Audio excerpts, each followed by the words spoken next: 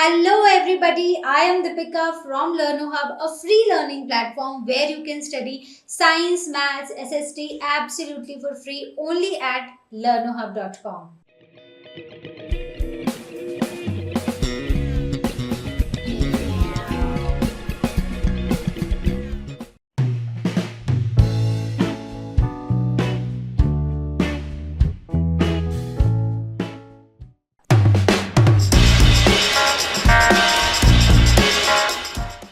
तो चलिए बच्चों बात करते हैं अपने क्वेश्चन नंबर 1 की। क्वेश्चन नंबर 1 है make a comparison and write down ways in which plant cells are different from animal cells. तो बेसिकली हमें प्लांट्स और एनिमल सेल्स में डिफरेंस बताना है। ठीक है, हमें प्लांट्स और एनिमल सेल्स में डिफरेंस बताना है।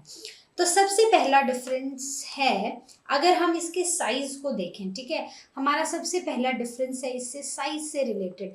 अगर हम प्लांट सेल और एक एनिमल सेल को कंपेयर करें तो हम देखेंगे कि जो प्लांट सेल है वो एनिमल सेल से थोड़ा बड़ा है, right. So plant cells are bigger than animal cells and animal cells are relatively smaller than the plant cells, right। दूसरा डिफरेंस है इनकी सेल वॉल को लेके। अगर हम प्लांट सेल को देखेंगे, ठीक है, हमने पढ़ा है प्लांट सेल भी पढ़ा है, एनिमल सेल भी पढ़ा है, तो प्लांट सेल के अराउंड एक एक्स्ट्रा वॉल होती है that is called as cell wall.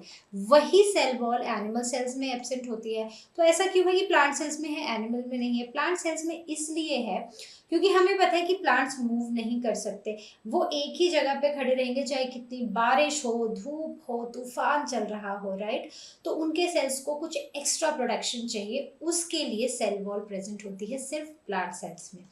वहीं पर अगर हम बात करें प्लांट सेल्स के वैक्यूल की, ठीक है, next difference is related to the vacuole. तो अगर हम एक प्लांट सेल जब हमने देखा है तो हमने उसमें एक बड़ा सा बीच में एक स्ट्रक्चर देखा है, ठीक है।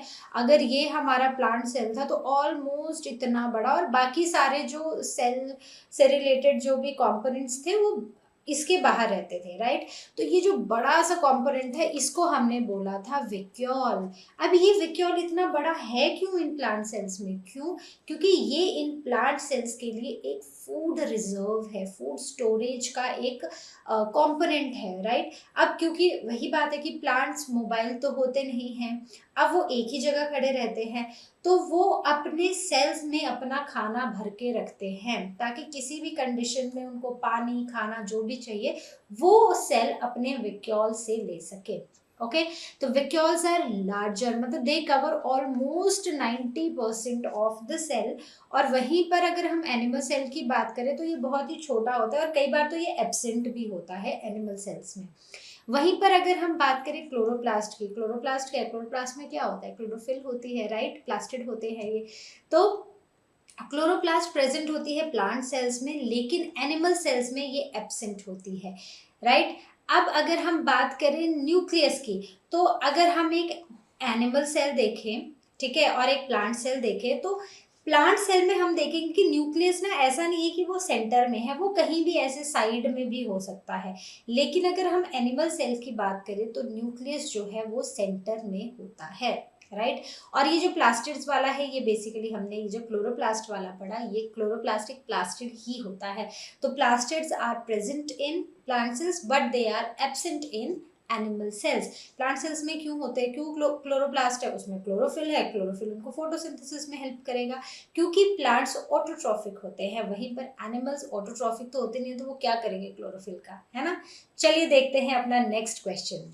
तो चलिए बात करते हैं क्वेश्चन नंबर 2 की। क्वेश्चन नंबर 2 है how is prokaryotic cell different from a eukaryotic cell.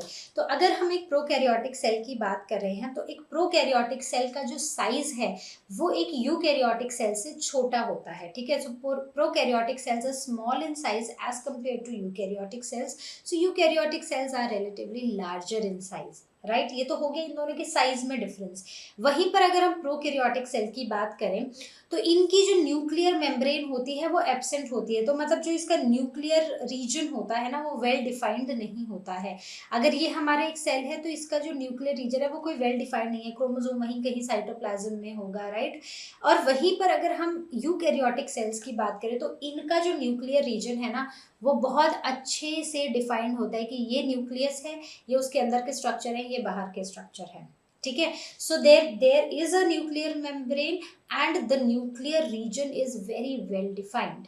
Okay, then coming on to third one, organelles are not membrane bound. तो जितने भी ऑर्गेनेल्स होते हैं वो मेम्ब्रेन बाउंड नहीं होते हैं, ठीक है। मतलब कि जैसे अगर अंदर एक विक्यूल है, अंदर प्लास्टिड्स है, ठीक है, उनकी अपनी मेम्ब्रेन नहीं होती कि एक वेल डिफाइंड मेम्ब्रेन है, अच्छा ये स्ट्रक्चर है, ये स्ट्रक्चर है, ऐसा नहीं है। लेकिन यही चीज यूकैरियोटिक सेल्स में होती है। इनके जो ऑर्गेनेल्स हैं वो मेम्ब्रेन बाउंड होते हैं, जैसे न्यूक्लियस है, गोल्जी एपरेटस है, ये सारे के सारे मेम्ब्रेन बाउंड होते हैं। वहीं पर अगर हम बात करें प्रोकैरियोट्स में, तो इसमें यूजुअली एक क्रोमोसोम होता है, वो भी कहीं ऐसे न्यूक्लियस में पड़ा हुआ मिलेगा। और अगर हम बात करें यूकैरियोटिक सेल्स में, तो इसमें एक से ज़्यादा क्रोमोसोम्स प्रेजेंट होते हैं, राइट। सो बहुत ही सिंपल डिफरेंसेस हैं और आई होप आपको क्लियर भी हुए होंगे। अब देखते हैं अपना नेक्स्ट क्वेश्चन। तो चलिए अब हम बात करेंगे अपने क्वेश्चन नंबर 3 की। क्वेश्चन नंबर 3 है, what would happen if the plasma membrane ruptures और ब्रेक डाउन। तो हमने पढ़ा है कि अगर हमारे पास एक सेल है, इस सेल के अराउंड क्या होती है, एक प्लाज्मा मेम्ब्रेन होती है, ठीक है। चाहे प्लांट सेल है चाहे एनिमल सेल है, प्लाज्मा मेम्ब्रेन तो होगी ही होगी। अब ये जो प्लाज्मा मेम्ब्रेन है, अगर ये ब्रेक हो जाए, अगर ये रप्चर हो जाए तो क्या होगा। अब सबसे पहले इसमें समझने की बात यह है कि प्लाज्मा मेम्ब्रेन का एक्चुअली फंक्शन है क्या। तो जो फंक्शन है वो ये है कि एक तो ये रेगुलेट करता है चीज़ों को कि कौन सी चीज़ अंदर आएगी, कौन सी बाहर जाएगी।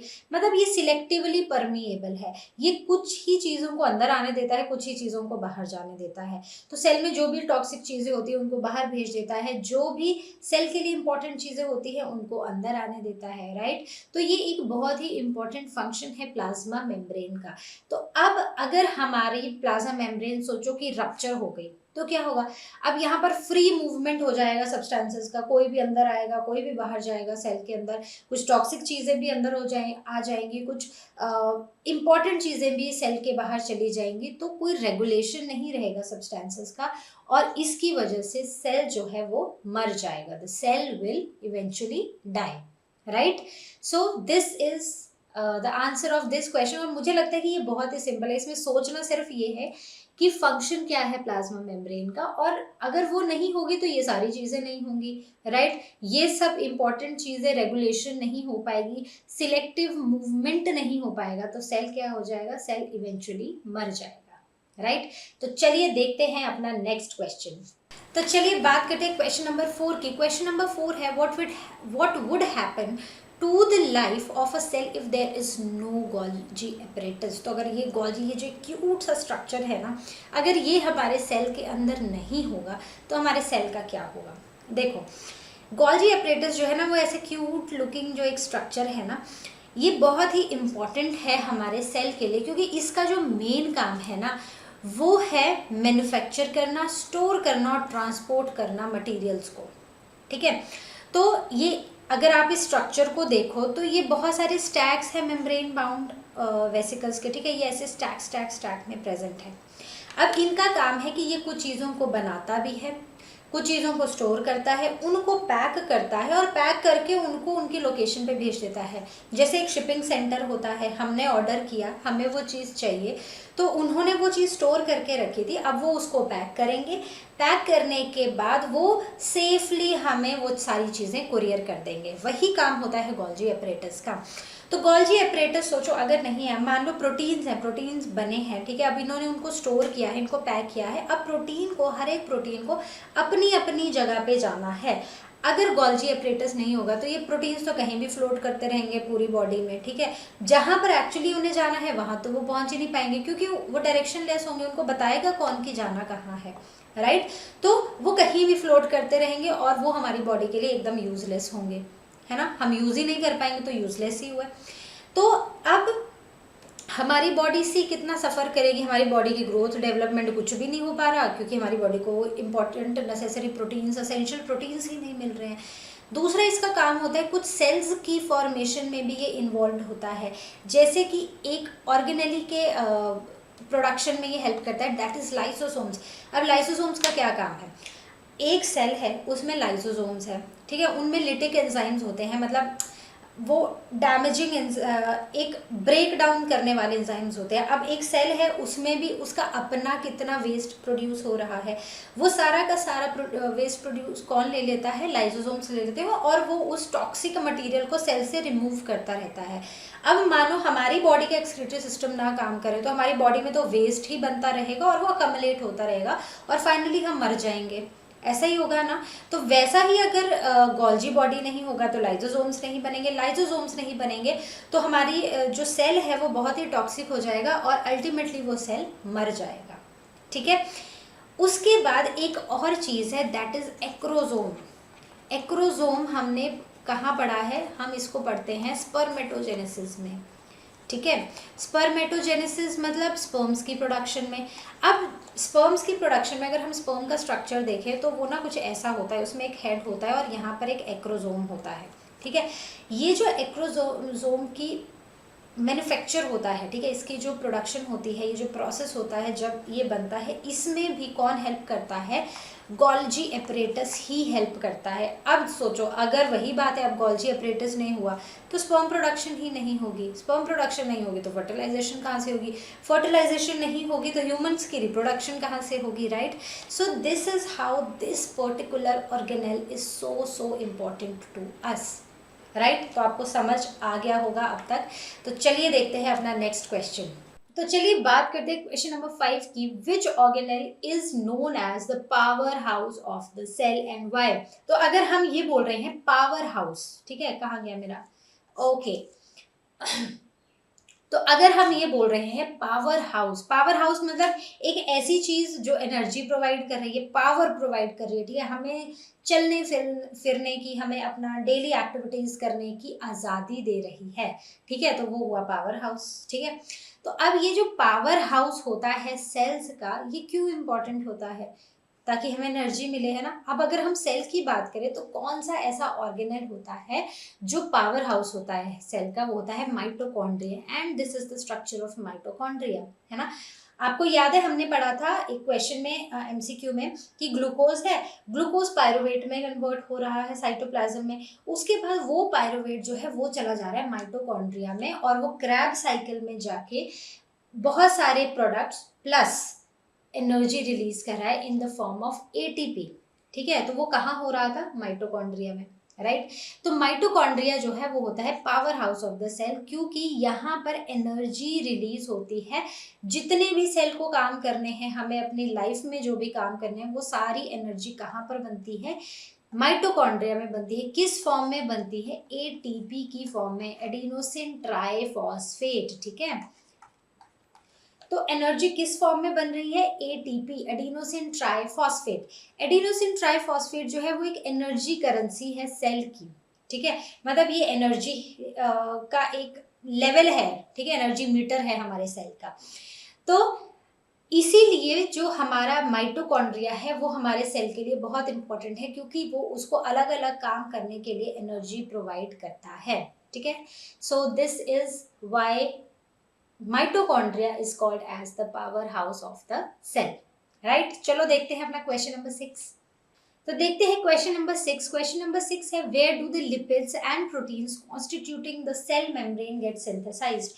तो जो भी लिपिड्स हैं, प्रोटीन्स हैं, जो हमारी सेल मेम्ब्रेन में होते हैं, वो एक्चुअली बनते कहाँ हैं, तो वो बनते हैं एंडोप्लाज्मिक रेटिकुलम में, ठीक है, एंडोप्लाज्मिक रेटिकुलम, सिंपल ER हम इसको शॉर्ट में बोलते हैं।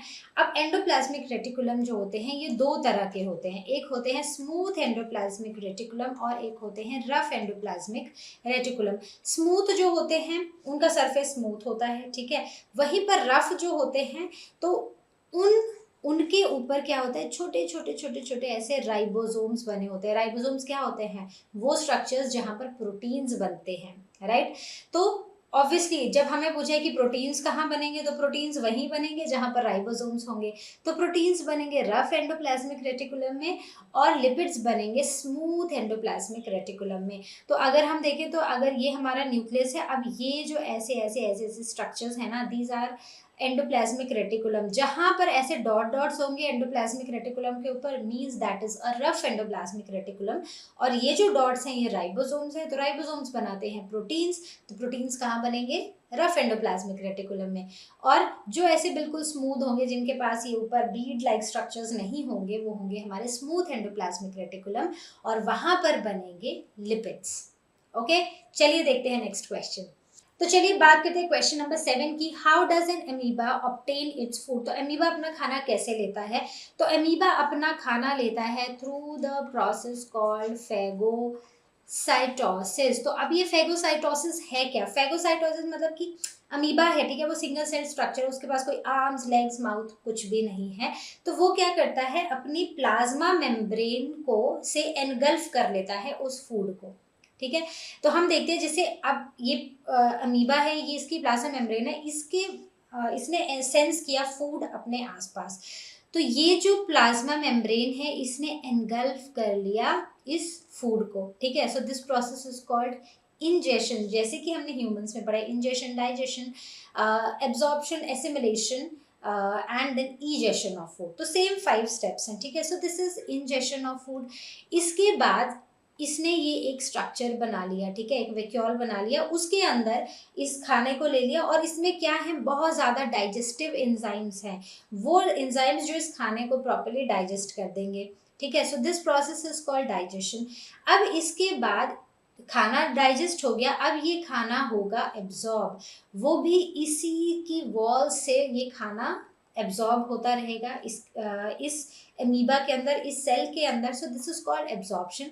उसके बाद जितना भी खाना है वो डिफरेंट सेल में जाके यूज होगा। So that is the process called assimilation. And finally अब सारा खाना एब्जॉर्ब होगा। ऑब्वियस सी बात है, पूरा खाना तो नहीं हुआ होगा, कुछ तो वेस्ट भी बचा होगा, जैसे हमारी बॉडी में होता है।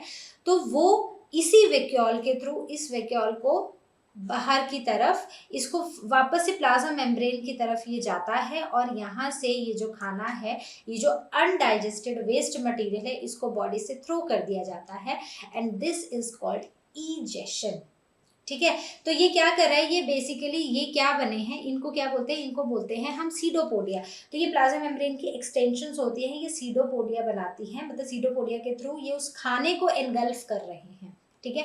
तो जब भी आपको ये क्वेश्चन आए, सो आई सजेस्ट, अगर ये क्वेश्चन 2 या 3 मार्क्स का आए, तो आप उसमें ये पूरा डायग्राम जरूर बनाएं, ठीक है। पहले दूर से खाना, फिर सीडोपोडिया आएगा, वो खाने को ठीक है, वो एक्सटेंशंस हो जाएंगी प्लाज्मा मेम्ब्रेन की, खाना इंजेस्ट हो जाएगा, फिर वो उस वैक्यूल के अंदर डाइजेस्टिव एंजाइम्स होंगे, खाना डाइजेस्ट होगा, वहीं पर वो एब्जॉर्ब होगा, एसिमिलेट होगा, और फाइनली जो वेस्ट प्रोडक्ट्स हैं वो बाहर निकाल दिए जाएंगे, राइट। बहुत ही सिंपल है। हर क्लास में आपको अमीबा से रिलेटेड क्वेश्चन होता ही है, मतलब टॉपिक होता ही है। तो अमीबा एक बहुत ही इंपॉर्टेंट टॉपिक है, क्योंकि ये सिंपलेस्ट ऑर्गेनिज्म है पढ़ने के लिए, और इससे ये बेसिक है हमारे अलग अलग प्रोसेसेस को समझने के लिए। तो ये हर क्लास में आपको अमीबा पढ़ने को मिलेगा ही मिलेगा, ठीक है, और ये कहीं बदलेगा भी नहीं, ये ऐसा ही रहेगा। चलिए देखते हैं नेक्स्ट क्वेश्चन। चलिए देखते हैं नेक्स्ट क्वेश्चन। क्वेश्चन नंबर 8 है, व्हाट इज ऑस्मोसिस? तो ऑस्मोसिस क्या है? मान लो ये एक हमारी वॉल है, ठीक है, ये एक हमारी सेमी परमिएबल मेम्ब्रेन है, ठीक है। अब यहाँ पर एक कोई कंपोनेंट है जिसकी कॉन्सेंट्रेशन बहुत ज़्यादा है, वहीं पर यहाँ पर इसकी कॉन्सेंट्रेशन थोड़ी सी कम है, राइट। तो अब जो मूवमेंट होगा ये ए का, यहाँ से from the region of its higher concentration to the region of its lower concentration, so this process is called osmosis, ठीक है। बहुत ही सिंपल। बेसिकली ऑस्मोसिस क्या है? movement of water molecules from its region of higher concentration to the region of lower concentration through a semi permeable membrane, ठीक है। Semi permeable membrane के through ये जो ट्रांसपोर्ट हो रहा है ना, एक मॉलिक्यूल का उसकी हायर कॉन्सेंट्रेशन वाली साइड से उसके लोअर कॉन्सेंट्रेशन को, दिस इज कॉल्ड ऑस्मोसिस, ठीक है। ऑस्मोसिस का ये जो डेफिनेशन है ना, इसको अच्छे से हम इसी क्लास में समझ लें, क्योंकि जैसे जैसे हम हायर क्लासेस में जाते जाएंगे ना, इसमें और चीज़ें ऐड होती जाएंगी। अगर आपको ये बेसिक पता है ना, तो वो चीज़ें समझने में आपको बिल्कुल भी परेशानी नहीं होगी, राइट। तो चलिए देखते हैं अपना नेक्स्ट क्वेश्चन। तो चलिए बच्चों बात करते हैं क्वेश्चन नंबर 9 की। Carry out the following osmosis experiment. तो हमें एक ऑस्मोसिस के लिए एक एक्सपेरिमेंट करना है जिसने हमें लेना है take a 4 peeled potato half. तो मतलब हमने एक आलू लिया, उसको पील कर दिया और अब हमने उसको स्कूप आउट कर दिया। Scoop each one out to make potato cups. ठीक है, तो हमने एक आलू लिया, पहले तो उसको पील किया, फिर हमने उसको आधा कर दिया। अब आधा करने के बाद हमने उसके बीच में से ऐसे स्कूप निकाल दिया। ठीक है, एक कटोरी सी बना दी इसकी, right. One of these cup should be made of a boiled potato. और इनमें से मतलब हमें 4 चाहिए, 4 में से हम क्या करेंगे कि 3 तो हम ले लेंगे अनबॉइल्ड पोटैटो से और एक जो है वो हम बॉइल्ड पोटैटो से लेंगे। ठीक है, मान लिया कि ये जो है ये हमारा बॉइल्ड वाला पोटैटो कप है। अब हमने क्या करना है, put each potato cup in the trough containing water. ठीक है, तो हमने एक वाटर ट्रफ लिया और उसमें पानी, मतलब पानी तो ऑब्वियसली वाटर वाला था, तो उसमें ये चारों हमने कप्स, पोटैटो कप्स हमने डाल दिए। अब क्या करना है, हमने ए को एम्प्टी रखना है, इसमें हमने कुछ नहीं डालना है। सेकंड में हमने शुगर डालना है, थर्ड में हमने सॉल्ट डालना है और फोर्थ में हमने फिर से शुगर डालना है। राइट, सिंपल है, क्या करना है वो हमें क्लियर है। Then observe the 4 potato cups and answer the following question. अब 2 घंटे के लिए हमने इनको छोड़ दिया, अब हमने ऑब्जर्व करना है कि इनमें क्या होगा। तो अगर आप देखोगे, so explain why water gathers in the hollow portion of B and C. तो हम क्या देखेंगे कि ए वैसा ही होगा, लेकिन बी और सी में दोनों में क्या हुआ होगा कि पानी आ गया होगा। ये जो खाली वाला पोर्शन है ना, यहाँ पर पानी आ गया होगा। तो इसका क्या रीजन है, इसका रीजन है डिफरेंस इन वाटर कंसेंट्रेशन। ठीक है, तो ये जो हमारा कप है, मतलब ये जो हमारे आलू की अब ये जो मेम्ब्रेन बची है ना, ये सेमी परमिएबल मेम्ब्रेन एक्ट करेगी और यहाँ पर हो जाएगा ऑस्मोसिस। ऊपर पानी कम है तो पानी चला जाएगा, ठीक है, नीचे ज्यादा है तो वहां से ऊपर हाई लोअर कॉन्सेंट्रेशन की तरफ पानी चला जाएगा, मतलब एंडो ऑस्मोसिस हो जाएगा, राइट। वहीं पर अगर हम पोटैटो ए की बात करें, ये है ए, ठीक है, why is potato A necessary for the experiment, इसमें तो हमने कुछ डाला भी नहीं है, राइट। तो ये हमारे लिए क्यों जरूरी है, वो इसलिए जरूरी है ताकि हम बाकी 3 की ऑब्जर्वेशंस को देख सके कि सही हो रहा है कुछ कि नहीं हो रहा है। क्योंकि अब इसमें तो कोई ऑस्मोसिस नहीं होगा, क्यों नहीं होगा, क्योंकि इसमें जो हॉलो पार्ट है ना, उसमें हमने कोई सॉल्यूट डाला ही नहीं है। जैसे एक में शुगर, इन तीनों में किसी में शुगर है, किसी में सॉल्ट है, तो हमने ए में हमने कुछ डाला ही नहीं है। तो ये हमारा कंट्रोल रहेगा एक्सपेरिमेंट का। ये हमें बाकी 3 की ऑब्जर्वेशंस रीड करने में, समझने में, अंडरस्टैंड करने में इंपॉर्टेंट है, राइट। अब लास्ट है कि explain why water does not gather in the hollow out portion of A and D. ठीक है, तो हमने बोला कि ये जो हॉलो वाले पोर्शंस थे ए और डी, ठीक है, फर्स्ट और लास्ट, मतलब जो बॉइल्ड वाला था और एक जो हमने जिसमें कोई सॉल्यूट नहीं डाला था अनबॉइल्ड वाला पोटैटो, उनमें पानी क्यों नहीं आया। तो उनमें पहली बात है कि डी में तो सीधी सी बात है इसलिए नहीं आया क्योंकि हमने इसको बॉयल कर दिया था। तो अब इसकी जो वो सेमी परमिएबल नेचर थी ना इस मेम्ब्रेन की, वो चली गई, तो इसमें ऑस्मोसिस हुआ ही नहीं। ठीक है, ए में क्यों नहीं आया, क्योंकि ए में यहाँ पर कोई सॉल्यूट ही नहीं डाला था। अब सॉल्यूट ही नहीं डाला तो वो कॉन्सेंट्रेशन वाला फैक्टर इधर आया ही नहीं, right. So since there was no solute in the hollow spaces of both of these, अगर हम बात करें ए की, तो अब उसमें कुछ भी नहीं होगा क्योंकि हॉलो पार्ट में कोई सॉल्यूट नहीं था, राइट। तो बहुत ही सिंपल है, बहुत ही क्लियर है। और इस क्वेश्चन को अंडरस्टैंड करने का सबसे अच्छा तरीका है कि बहुत ही सिंपल सा एक्सपेरिमेंट है, राइट। हमने कुछ ज़्यादा तो कुछ नहीं करना, हमें 2 आलू चाहिए, ठीक है, उसमें से आधे को हमने कर देना है थोड़ा सा बॉईल और बाकी 3 को हमने ऐसे स्कूप आउट कर लेना है, राइट। एक में शुगर डाली, एक में सॉल्ट डाला और जो बॉइल्ड वाला था उसमें भी शुगर डाल दिया, खाली रहने दिया, डाल दो सबको पानी में, देखो क्या होता है ना। तो चलिए अब चलते हैं हम अपने नेक्स्ट क्वेश्चन पर। तो चलिए बात करते हैं अपने लास्ट क्वेश्चन की, which type of cell division is required for growth and repair of the body and which type is involved in formation of gametes. तो अगर हम बात करें बॉडी के ग्रोथ और रिपेयर की, तो हमें बेसिकली क्या चाहिए, ग्रोथ के लिए क्या चाहिए, ऐसे फटाफट फटाफट सेल्स डिवाइड होते रहने चाहिए, ठीक है। हमें उसमें प्लॉइडी का कोई कॉन्सेप्ट नहीं है, ठीक है, कि क्रोमोसोम नंबर आधा करना है, ऐसा कुछ नहीं है। मतलब हमें क्या करना है, अगर हमारी बॉडी की ग्रोथ या रिपेयर करनी है, हम चाहते हैं कि फटाफट से सेल मल्टीप्लिकेशन होती रहे, सेल डिविजन होता रहे, तो it is mitosis which is also called as equational division, ठीक है। ये होता है इक्वेशनल डिविजन, मतलब जो क्रोमोसोम नंबर है, जो क्रोमोसोम नंबर है वो सेम ही रहेगा, बस सेल फटाफट से डिवाइड होते रहेंगे, दैट इज माइटोसिस।